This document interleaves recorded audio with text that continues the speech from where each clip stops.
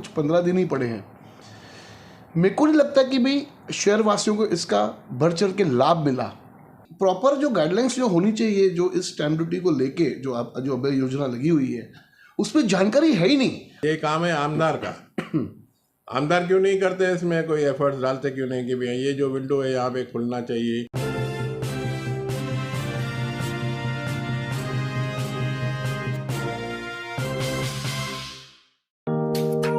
Neeraj Vinod Burani's Spacecraft Interiors. Your space, our craft. Experienced and professional team. No hidden charges. Luxurious designs. Follow us on Instagram. Spacecraft Interiors. Your space, our craft. Crystal Finance by Ajit Makijani. One-stop solution for all your loan requirements. Asan, convenient or effortless. We have tie-ups with all major banks and NBFCs. Business loan, mortgage loan, overdraft and cash credit facility. Instant approval, minimum interest rate and processing fees. Doorstep loan process. Call us today. Crystal Finance by Ajit Makijani. 9011-280000.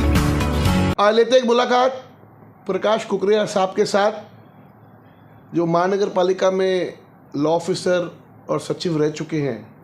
जब जब शहर के ऊपर कानूनी संकट आता है, कानूनी तौर पे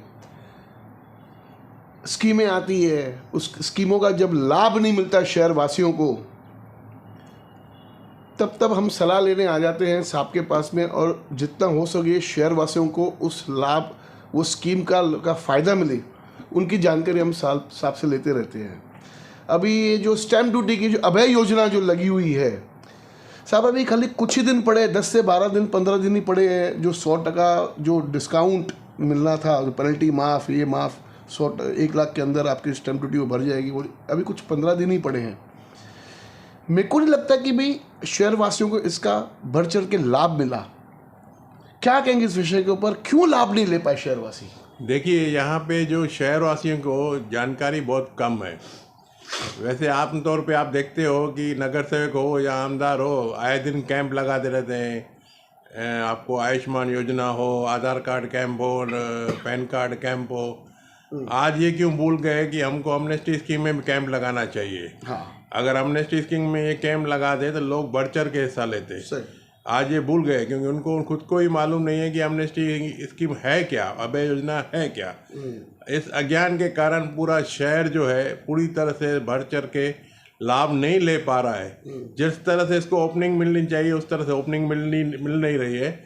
और ये आप मान के चलिए कि अगर आप इसमें स्टैम्प ड्यूटी भरते हैं तो ये रीडेवलपमेंट का एक सूत्र बनेगा। हाँ।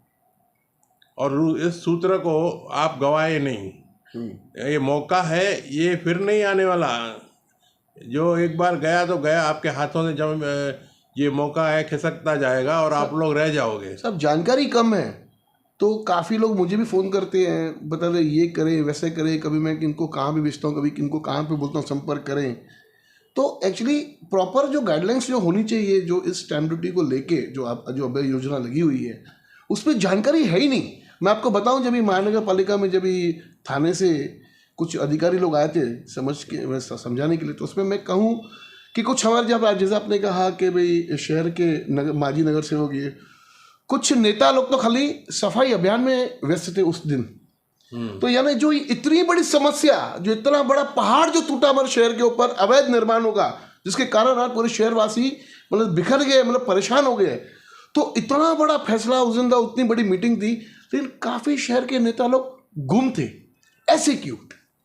ये क्या है, जो जवाबदार इंसान रहेगा उसे हाजिर रहना चाहिए था, लेकिन ऐसा देखा गया कि कोई भी आमदार वहाँ पे उपस्थित नहीं था और कम से कम नगर सेवक वहाँ पे थे। हाँ।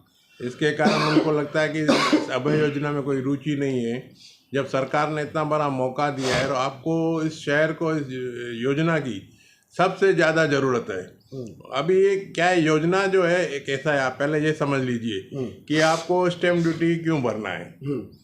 एक समझो कैसा है कि कोई भी आप अपना जो इंस्ट्रूमेंट या कोई डॉक्यूमेंट रजिस्टर कराते हैं, प्रॉपर्टी का या बिजनेस का या लीव लेसन का कोई भी हो, हाँ तो उस पर गवर्नमेंट की निश्चित कोई स्टैम्प ड्यूटी भरनी चाहिए। सही। लेकिन आमतौर से यहाँ लोग क्या करते हैं, 100 रुपये पे 200 रुपये पे कर लेते हैं, तो बाकी स्टैम्प ड्यूटी भरते नहीं।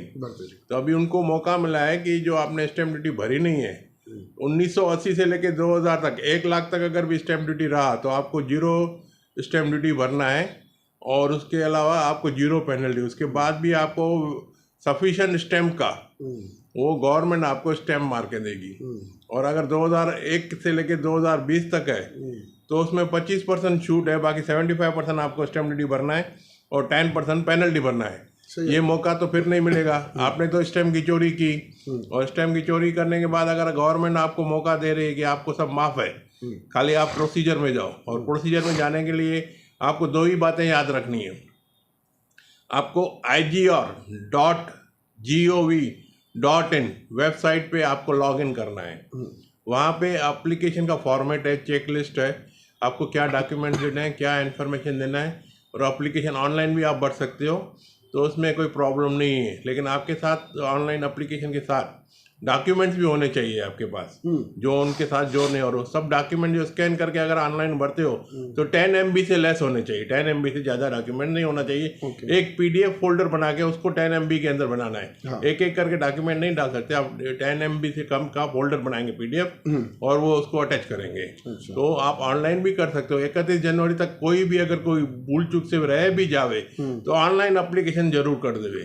उसके अलावा अगर मैं आपको बता दूं कि आपको बॉन्ड राइटर हो, एडवोकेट हो, एजेंट हो, कोई भी आपको मदद करता है तो उसके पास ज़रूर जाए, क्योंकि ये जो इन्फॉर्मेशन का कंपाइलेशन है या डॉक्यूमेंट, वो इट टेक्स 10 to 12 days। तो पहले क्या करने का है आपको, ये देखिए मैंने एक फॉर्मेट बनाया, जिसको समझ में नहीं आया तो मेरे ऑफिस से लेके जाए कि क्या क्या उसको करना है।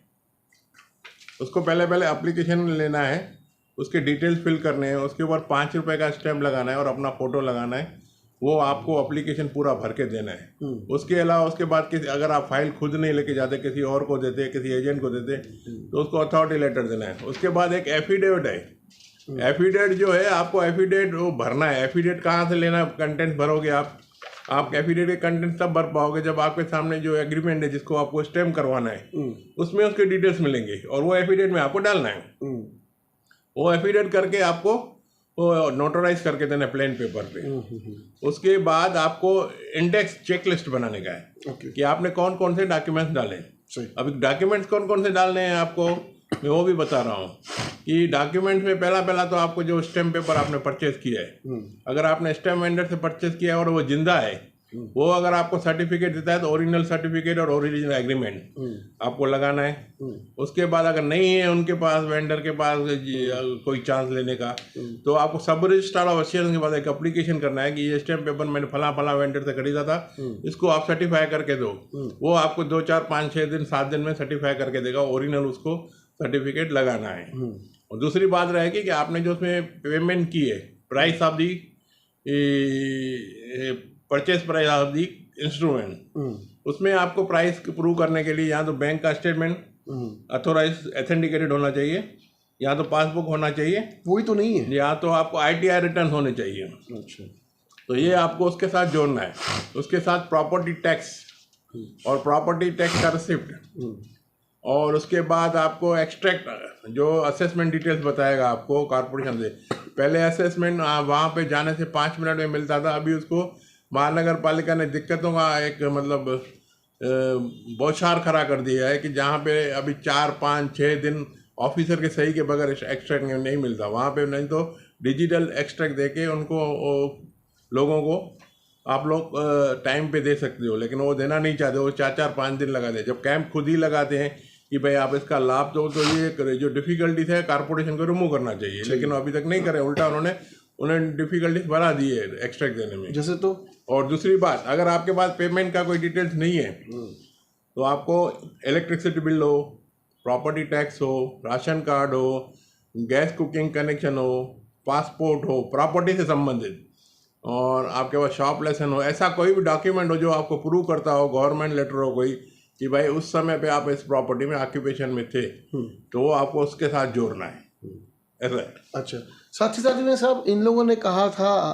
कि जब महानगर पालिका में जब मीटिंग थी तब उन अधिकारियों ने कहा था कि 2-3 दिन में हम अपने कुछ 1-2 ऑफिसर्स हम यहाँ पर SDO में या तो तहसीलदार ऑफिस में बिठाएंगे, जिससे लोगों को थाना आने जाने की दिक्कत ना हो। वो भी नहीं हुआ। ये तो उस समय उन्होंने कहा था और पॉलिटिकल लीडर ने उनको सवाल किया था। जब मैंने इंटरव्यू दिया था तो मैंने कमिटमेंट नहीं किया था कि मुझे मालूम था जब तक ऑफिसर को कोई अथॉरिटी नहीं है तब तक वो यहाँ पे कोई विंडो खोलने वाला नहीं है। तो यानी ऐसे ही आए और ऐसे ही मतलब क्या बोलते हैं लॉलीपॉप देके चले गए। खुश करने वाली पॉलिसी थी। वही लॉलीपॉप हुआ ना, लोगों को खाली गाजर दिखा के चले गए। बताना था कि हम कुछ आपके लिए गंभीर है। वैसी गंभीरता कोई नहीं दिखा रहा है। ये काम है आमदार का। आमदार क्यों नहीं करते इसमें कोई एफर्ट्स डालते क्यों नहीं कि भैया ये जो विंडो है यहाँ पे खुलना चाहिए। आमदार ने LAQ डाला था। LAQ तो अभी डाला था एमनेस्टी के बाद के पहले, इस बीच में जब नागपुर में जब ये 17 LAQ डाला तो उसका क्या जवाब आया। और ठीक है, जवाब नहीं आया तो आपको गवर्नमेंट आपकी है, आप गवर्नमेंट से कांटेक्ट करो, इसका आप एक्सटेंशन भी करवा लो टाइम लिमिट का, या तो आप इसको सरल प्रोसेस में डालने के लिए एक विंडो यहाँ खोलो और कुछ अपना कैंप लगाओ, या कुछ ऐसा कोई आप 4-5 पढ़े लिखे लोग आप अपने ऑफिस में बिठाओ, लोगों को फ्री ऑफ चार्ज कंसल्टेशन मिलना चाहिए और उनका काम भी होना चाहिए। अगर ये स्कीम का लाभ अगर लोग नहीं ले पाए तो एक सिंधी में सवाल पूछूंगा, छा थींदो वाधारो शहर जो? शहर का कोई विकास या वाधारा नहीं होने वाला है। देखो अभी आप देखो 426 करोड़ का ड्रेनेज जो उन्होंने टेंडर दिया हुआ है, राजावीर बेकरी के बाहर 3 महीना पहले वहाँ पे सीमेंट रोड का ओपनिंग हुआ था, पूरा का पूरा सीमेंट रोड उखाड़ डाला। अरे बाबा। और अभी लाल चक्की से मैंने देखा वीनस चौक तक पूरा का पूरा रोड उखाड़ डाला। जितने भी शहर के रोड है ड्रेनेज के कारण उखाड़े जाएंगे, हज़ारों रुपए का नुकसान होगा। 426 की स्कीम आएगी, वो भी यशस्वी होगी कि नहीं, क्योंकि वो बाद में उनका जो डिफ़ॉल्ट या उनकी डिफ़िकल्टीज आती हैं वो किसी को पता नहीं। और एक बार आपने अगर ड्रेनेज स्कीम करना था तो ये आपने ये रोड बनाए क्यों सीमेंट के जो आप तोड़ रहे हो, ये तो पब्लिक का नुकसान है। ये टैक्स पेयर का जो पैसा है जो आप लोग वाया आप खर्च कर रहे हो, फिजूल खर्च कर रहे हो। यानी कोई भी बड़ा नेता आ जाए और कह दे कि अभी तो बहुत काम बाकी है शहर के अंदर। अरे काम कैसे बनेगा? आप बनाते हो, तोड़ते हो, फिर 3 महीने बाद फिर बनाते हो, फिर तोड़ते हो, तो पब्लिक का पैसा वेस्ट है। यहाँ पे मूल कारण क्या है कि शहर का विकास नहीं हो रहा है। यहाँ पे थिंक टैंक नहीं है, प्लानिंग नहीं है, और विकास क्या है अंधाधुंध ऐसा होता है कि जो बाद में टूट भी जाता है, बिखर भी जाता है। यानी कहने का मतलब है कोई लीडरशिप ही नहीं है शहर के अंदर। लीडरशिप तो कभी से गुम हो चुकी है, लेकिन जो महानगर पालिका है जहाँ पे प्रशासन चलता है उनको कोई भी काम प्लानिंग से करना चाहिए, दूरदृष्टि के साथ करना चाहिए कि आप आगे चल के उसके जो बना रहे हो उसमें क्या क्या तकलीफें आएगी उसको पहले से ही प्लान करके उनको सेविंग क्लॉज रखना चाहिए। हाँ, सही बात आपकी। बहुत अच्छा लगा आज प्रकाश सर से बात करते हुए। आज जाते जाते एक निवेदन करेंगे हम हमारे आमदार श्री कुमार एलानी साहब से कि साहब अभी ये स्कीम जो है ये 15 दिन तक ही बाकी बची है, तो हमें ये हमारे शहरवासियों की एक ये आपसे दरख्वास्त है कि आप सरकार में हो, आप ऊपर सरकार में बात करें और जो स्कीम जो ये जो 100% डिस्काउंट वाला जो है ये जिसमें पेनल्टी वेल्टी नहीं है जो 31 तारीख तक चलेगा उसको एक्सटेंड करें 1 महीना और, क्योंकि लोगों ने अभी तक समझ नहीं पाए हैं तो उसका लाभ कैसे लें। तो समझने में जो समय जो चाहिए उतना समय लोगों को मिला नहीं और आपकी स्कीम ख़त्म होने पे आ गई। तो एक दरख्वास्त है हमारी आप आमदार के हिसाब से, आप कुमार एलानी साहब से खास करके कि भाई आप सरकार में बात करें और सरकार से ये एक रिलीफ लेके आए शहरवासी के लिए कि ये जो डिस्काउंट वाला जो है 100% उसको 1 महीना उसको बढ़ोतरी मिले। धन्यवाद। देखते रहिए फिर से न्यूज़ चैनल।